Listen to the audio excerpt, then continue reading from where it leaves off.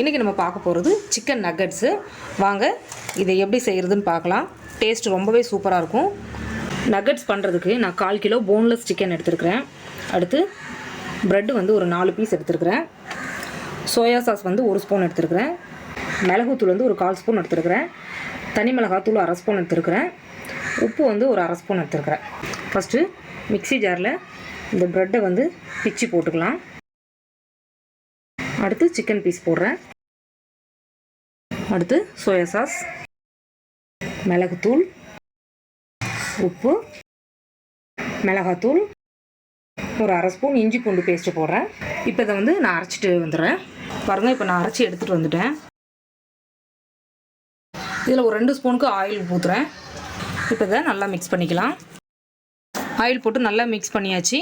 இப்போ வந்து இந்த சிக்கனை வந்து நல்லா லெவல் பண்ணிக்கலாம். இந்த மாதிரி ஷேப்க்கு வந்து நல்லா லெவல் பண்ணியாச்சு.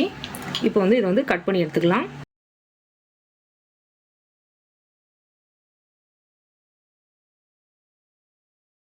இப்போ கட் பண்ணதை வேற ஒரு பிளேட்டுக்கு எடுத்து வச்சிடலாம். கட் பண்ண பீசஸ்லாம் ஒரு பிளேட்டில் எடுத்து வச்சாச்சு. இப்போது ஒரு பிளேட்டில் 2 முட்டை உடச்சி ஊற்றிருக்கிறேன்.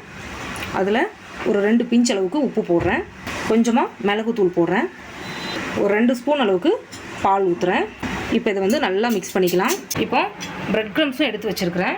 இப்போ நம்ம வந்து இந்த கட் பண்ண சிக்கன் பீஸை எடுத்து இந்த முட்டையில் வந்து நல்லா மிக்ஸ் பண்ணிடலாம்.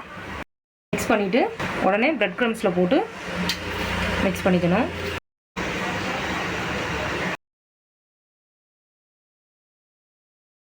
நாலு பக்கமும் நல்லா கோட் ஆகிற மாதிரி டிப் பண்ணிக்கணும்.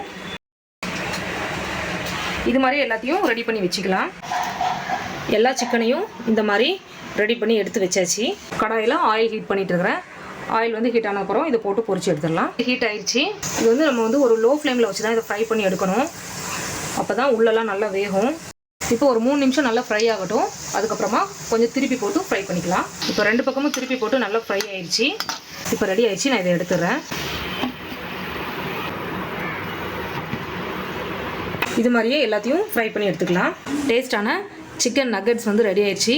ரொம்பவே ஈஸியாக இருக்குது பண்ணுறதுக்கு. கண்டிப்பாக நீங்களும் இதை ட்ரை பண்ணுங்கள். இந்த வீடியோ பிடிச்சதுன்னா லைக் பண்ணி, ஷேர் பண்ணி, கமெண்ட்ஸ் பண்ணுங்கள்.